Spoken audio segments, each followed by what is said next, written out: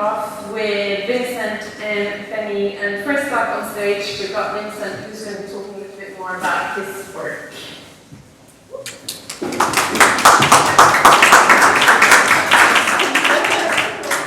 Hello. Thank you very much, Stina and Betty. Glad to be here from Vancouver, Canada. And I'd like to introduce my wife, Sylvia Krautemann. And Sylvia and I are going to walk you through the image bank.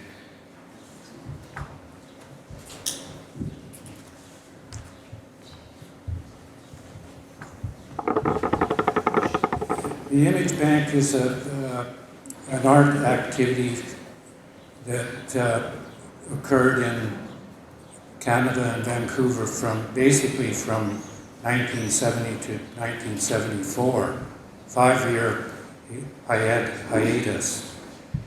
I'm not trying to give you an art history lesson today. It's more about the community of artists and their activities.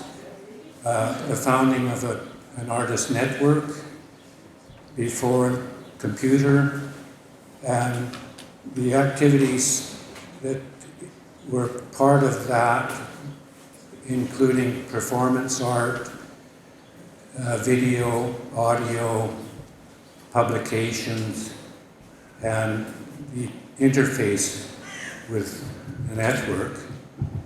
The network was our public.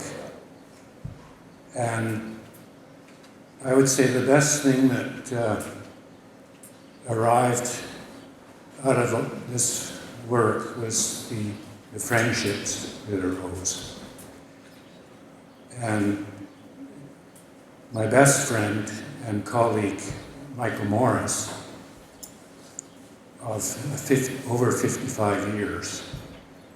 And Michael passed almost 2 years ago, so I'm working on this, continuing on this project, which is a historical event today, and it's nice to be able to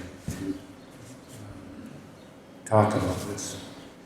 So the work goes back 55 years ago, so please forgive me, my memory isn't that good anymore, so I'm going to have to read from a text to accompany the images which Sylvia is going to work on. So it's the role of Image Bank developing an artist network in the 1970s.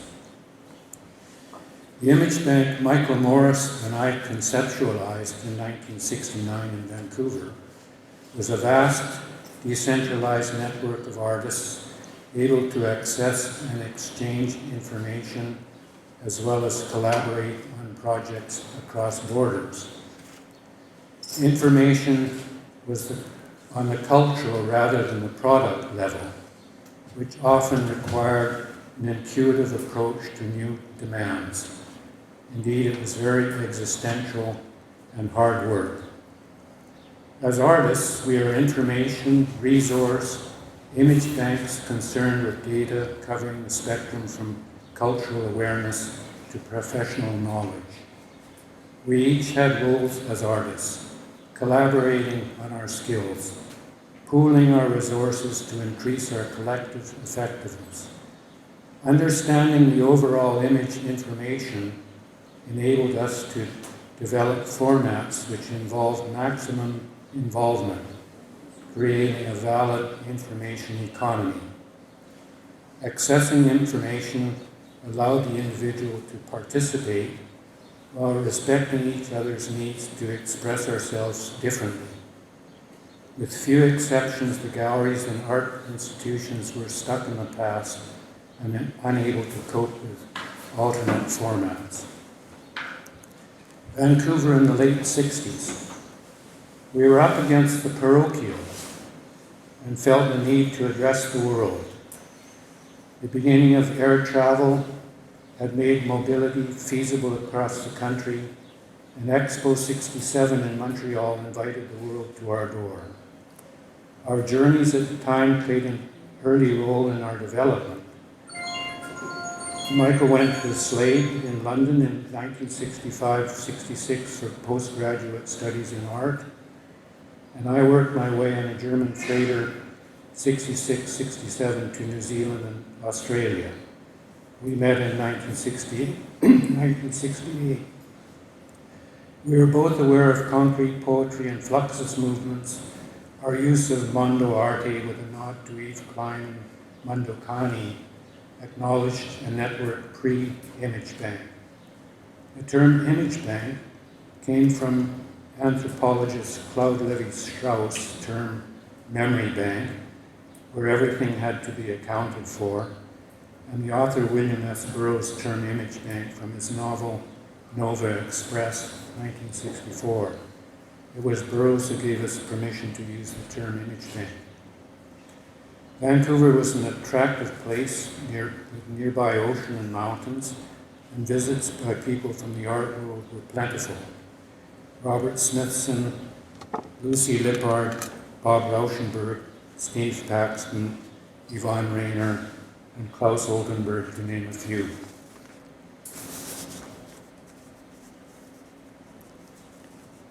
The image bank concept became a reality through the dissemination of artists' address lists linked to their image requests, which were sent through the mail, creating a decentralized method of networking. We included an image of the month. It was open to everyone. One made an image deposit and became an image banker. You are the bank. The image bank acted as both clearinghouse and depository, making accessible an open-ended, free flow of ideas and images. The activity paralleled what the French artist Robert Filliou described as the eternal network, practiced everywhere at all times. And the American artist Ray Johnson, who is acknowledged as the father of correspondence art, called mail art in Europe. Johnson's New York Correspondence School managed to impart the lessons of Marcel Duchamp and John Cage in an ongoing series of personal correspondences. The school's activities led to an incredible number of critiques, performances, collaborations, and experiments that made no distinction between life and art. Johnson sent out mailings, at first as Xerox, later rapid offset, announcing nothing events, meetings, correspondence events, fan clubs, performance, and exhibition. Johnson visited Vancouver in 1969. Both Johnson and Filliou collaborated our ideas of an image bank.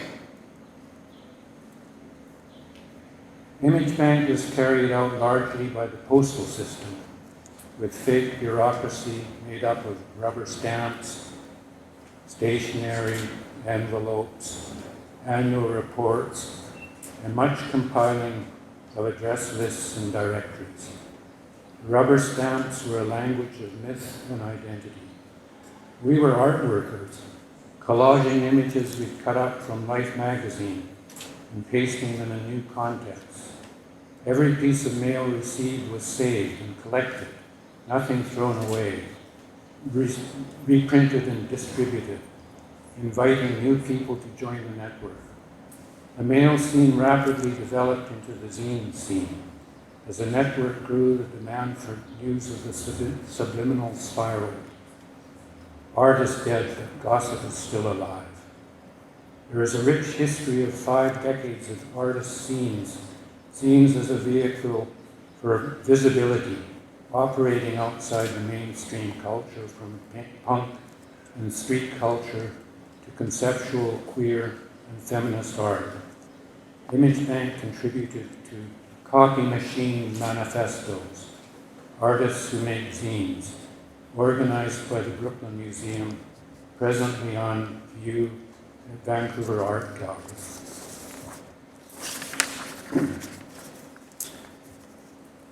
Our first major publishing endeavors was artist postcards. The Image Bank Postcard Show 1971 was an exhibition organized to celebrate the 100th anniversary of the picture postcard in 1871. It was printed in a box set of 76 postcards printed by Coach House Press Toronto and Avant-Garde Press. No designs were rejected. The postcard was the simplest and fastest way of sending a message. It required nothing more than a stamp to get around the world. Postcards invited handling, asked to be included in your lives, were unique and personal. It encouraged artists to experiment. The postcard ephemerality made it even rarer and more historical. The Image Bank Postcard Show 1977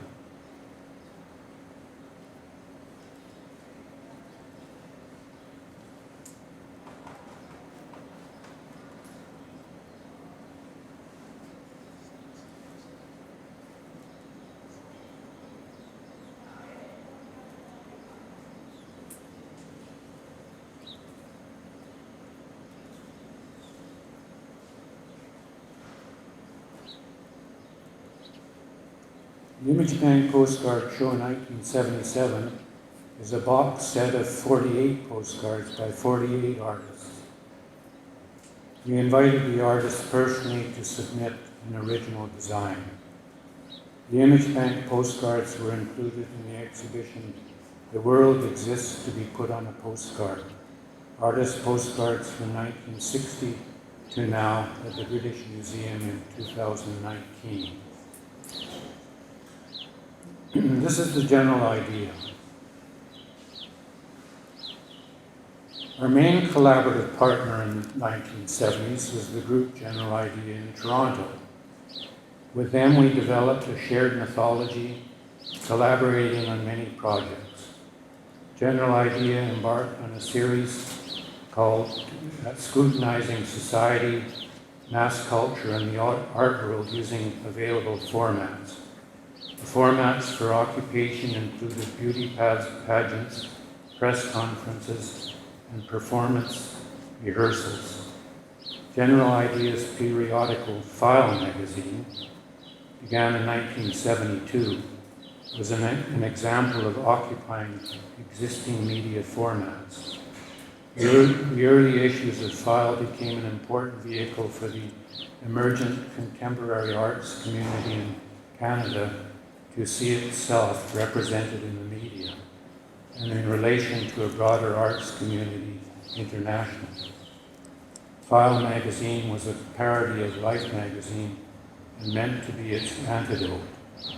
We contributed to the File Annual Artist Directory, February 1974, and subsequently turned the publishing of address lists over to General Idea. We were no longer able to cope with the volume of incoming mail, of new addresses and requests.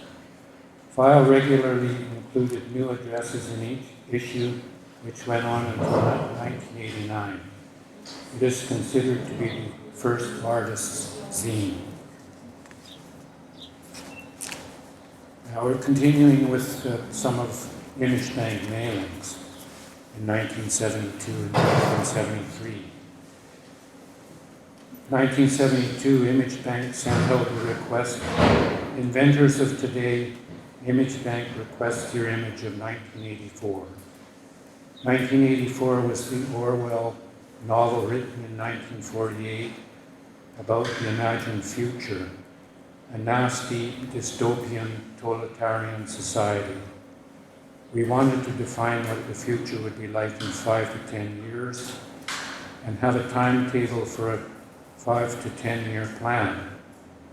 Everybody could have a part in it. We were very optimistic about inventing new art. It was a utopian ideal. 2 collaborative projects emerged. Glenn Lewis' permanent work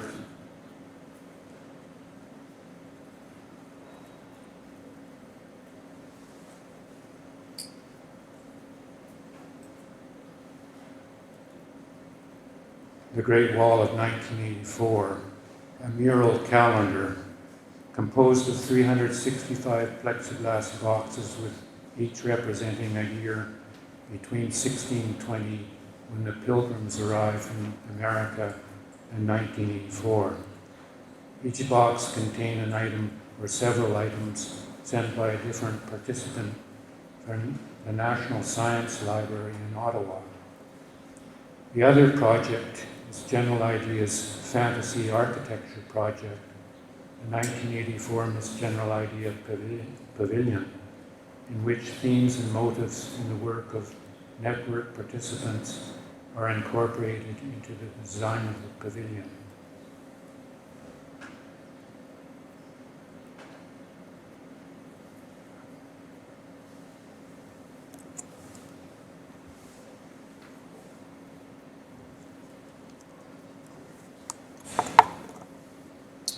Cultural ecology. Image banks circulate an image request for piss pics for Barbara Rose. The project reflects on Duchamp's urinal as a ready-made sculpture and is also a nod to Johnson's Marcel Duchamp fan club.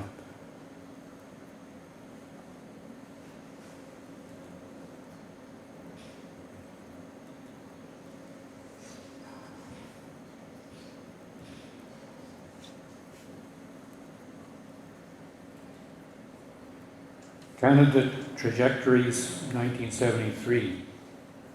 Image Bank set up an image request bureau as part of an exhibition of contemporary Canadian art at Musée d'Art Moderne de la Ville de Paris. Image Bank sent a mailing inviting visitors to the exhibition to drop by the reading room and pick up a request card to mail to Image Bank, along with an image of Paris. Requests were later published. Between 1969 and 74, there was a myriad of alter egos, art personae and mythologies developed by network artists. Image requests were often the means through which artists gathered raw material for their personal mythologies. They assumed aliases, wore costumes, designed props, and acted out fantasies, becoming the real-world counterparts to the images that flowed through the postal network. All the personalities are too numerous to name, but I will mention a few with whom I was most active with. Mike, my colleague, Michael Morris, was chosen Miss General Idea from a group of 16 pre-selected finalists at the 1971 Miss General Idea pageant, organized by General Idea at the Art Gallery of Ontario. It was a media spectacle and video performance. The finalists were each sent an entry kit by mail. The kit included various materials, including a gown. Replies were to include photographs of the contestant modeling the gown. Morris won the pageant by capturing glamour without falling into it, and was crowned Miss General Idea in 1971 to 1983. Michael's alias as Miss General Idea ended with his performance Farewell to Miss General Idea in 1982 in Berlin. Kate Craig and husband Eric Metcalf assumed the personae of Lady and Dr. Brute in 1970. They oversaw Banal Beauty Incorporated and Brutopia. Lady Brute amassed a collection of leopard clothing and took flight as Flying Leopard, while Dr. Brute wore a top hat and tuxedo and played a leopard spot kazoo saxophone.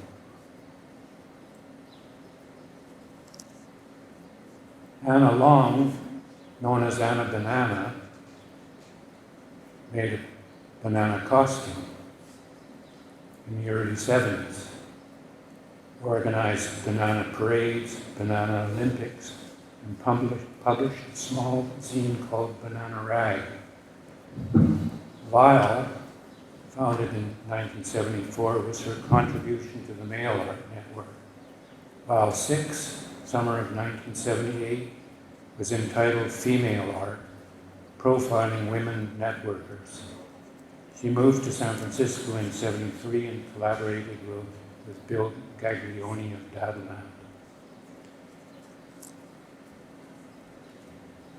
Glenn Lewis, Flaky Rosehip. Flaky initiated the New York Correspondence School of Vancouver in 1970. The name was a play on Johnson's New York Correspondence School, with an added regionalist view that asserted the network's inherent decentralization. One manner in which people attended the correspondence school was at swim events. Anybody who felt like it could attend these events at the old Crystal Pool on English Bay. This social and recreational group of artists was identified by its members wearing shark fin bathing caps, swimming in synchronized patterns inspired by Esther Williams' movies.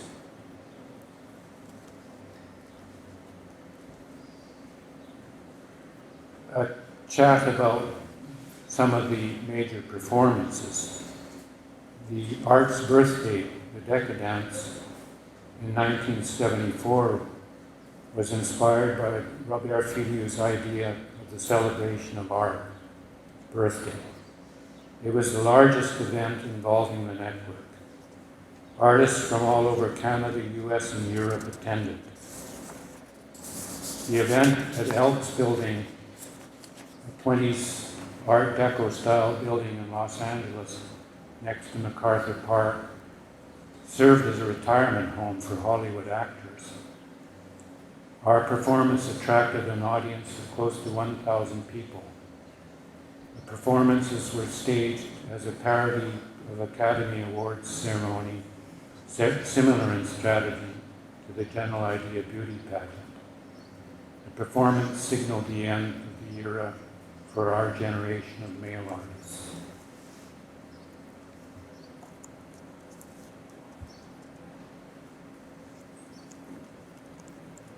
The Art City project in Vancouver created a gallery on the street about the artist's vision. 2 kiosks presenting continuous slide programs were located at 2 centers in Vancouver. The programs included urban graphic fantasies, props and facades, visual aids, and perceptual tools for the city dweller. Mr. Peanut, that's me, that's my alias.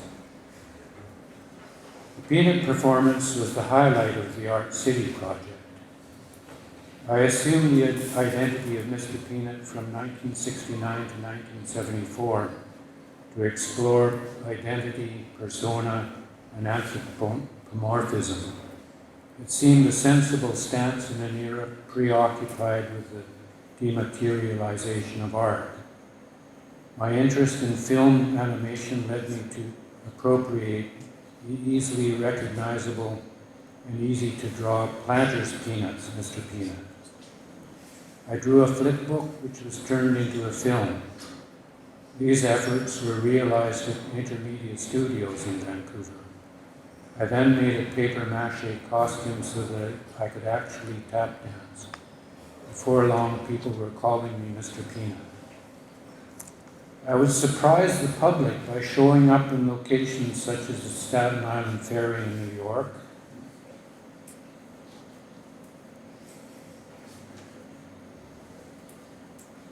MacArthur Park in Los Angeles,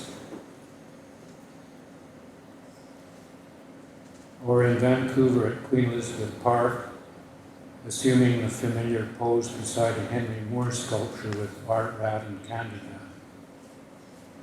I also made appearances in Toronto, Victoria, and Halifax.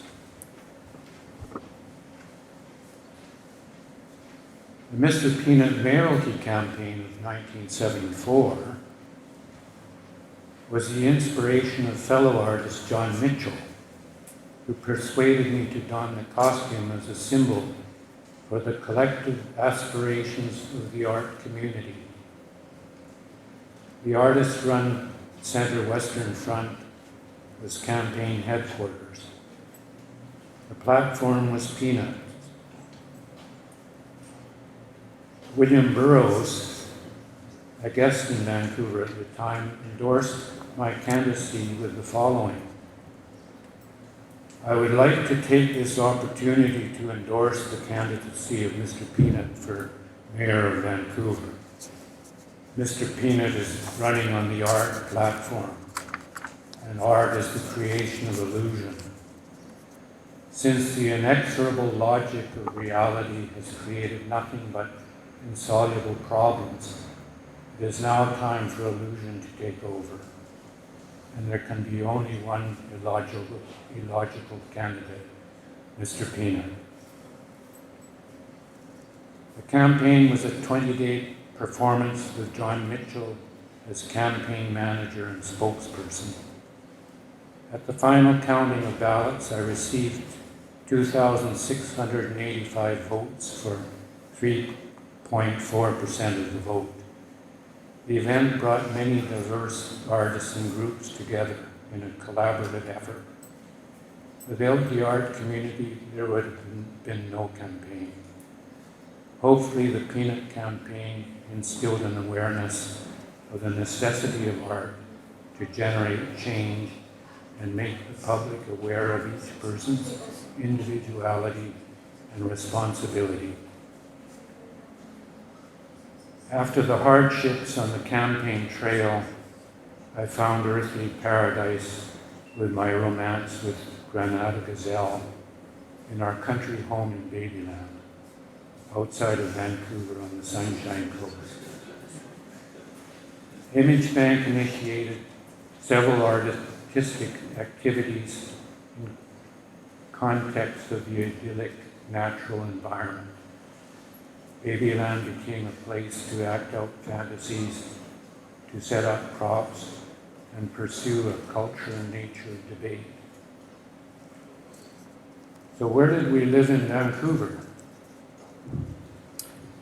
We lived in this building, the Western Front, founded in 1973, an art center for events, programs, and exhibitions, and a work-live space. It was founded by Morris, 5 other artists, and me from various disciplines. It was a unique combination of living and working, and was a model for the live-work artist studios that subsequently developed in Vancouver. For visiting artists worldwide, many who were contacted through Image Bank and had become friends, it was possible to live, work, and exhibit at Western Front. It initiated a new context for artists with the division between art and life dissolved. Robert Filiou, who first visited us in 1973, stated, "Art is what makes life more interesting than art." By the mid-70s, the idea of networking had taken hold. Artists were going back and forth across the country, addressing new audiences. Newly established artist-run centers were exchanging exhibitions, presenting new art activities, and experimenting in media, publication, and distributing video, audio, catalogs, magazines, and postcards, initiating fan clubs, and collaborating on creative approaches to technology and information systems. Artists and creators were determining the cultural ecology. The Morris Trasov Archive. After Michael's and my departure from Western Front for Berlin in 1981 as recipients of the DAAD Fellowship Award, certainly as a result of our networking achievements, we were concerned about what would happen to the Image Bank collection, which had been stored away in the front's basement. Fortunately, in 1991, during an artist in residency in the Art Studio Banff Center, with the help of the archivist who had organized the General Idea Archive, we made a start on accessioning and restoration and conservation of the material.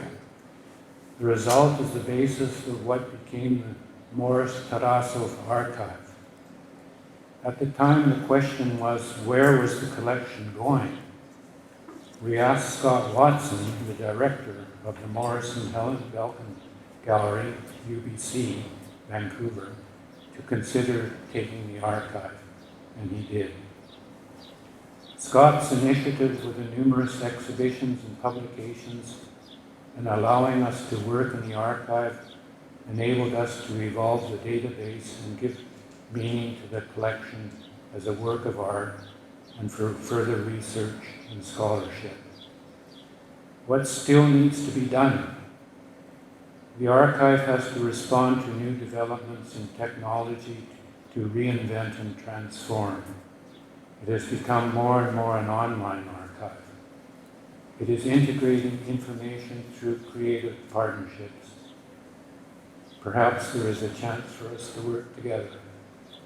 Many thanks.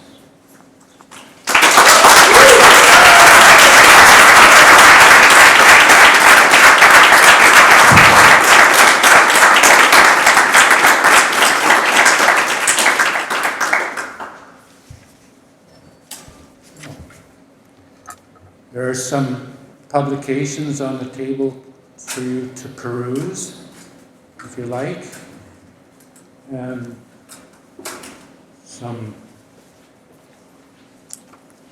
t-shirts and paraphernalia on this table.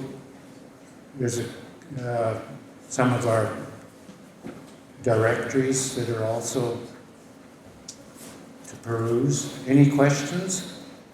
Yes. I apologize, I actually have two questions. The first is how may we access the online version of this archive? And the imagery in this presentation in particular was all stunning, and I think a lot of people were kind of struggling to capture something on their phones. So. Right.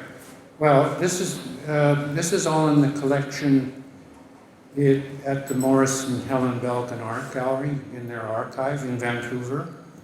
And of course, it's very fragile material.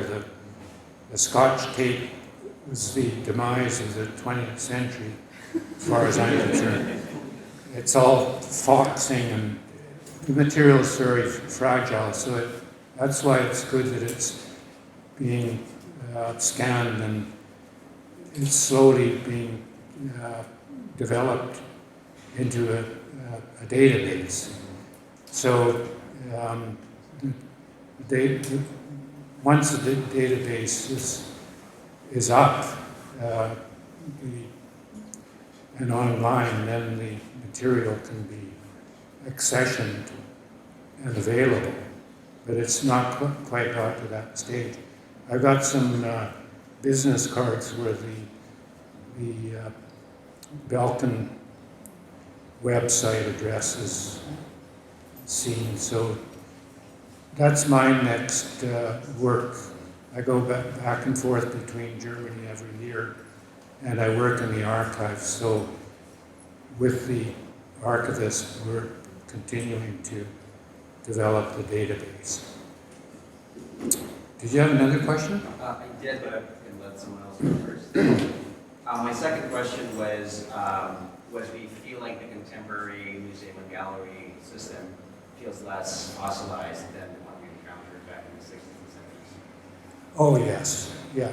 No, that was, Vancouver's become a major center of contemporary art now. But back in the late 60s, it was still an outpost of the British Empire. So, you know, our alternative was to bypass the fossilized art institutions and galleries, and we had to create a brand new scene with a new public, and that's why this work we did was so necessary for our existence and survival. I mean, it was a lot of fun, but it was, we weren't. We started to receive support from the Canada Council, but it was very minimal, and we developed the Western Front from scratch. Now the artist-run galleries all have salaried employees and budgets which is, thank goodness, possible. So, but back in those days, we were just starting off. We were a startup.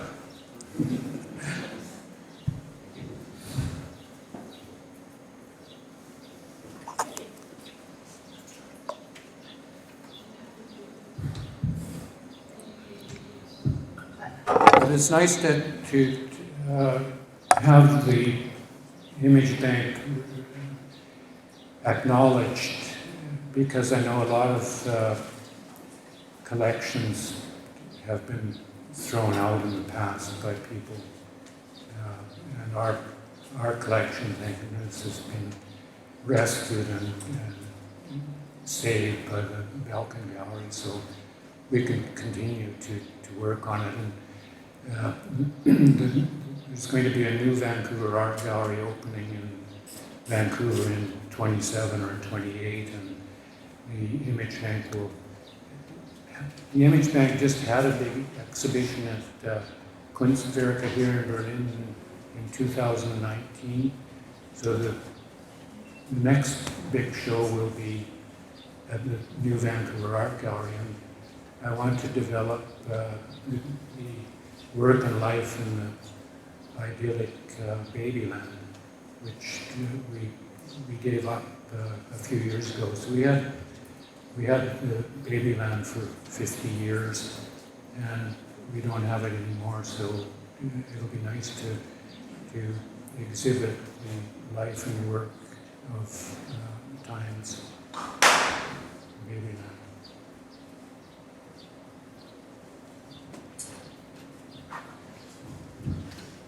There will definitely be one more opportunity to ask Vincent questions as well after Benny has given you his presentation. So if you think of anything, there will be time. Thank you so much for that, Vincent. It's absolutely amazing.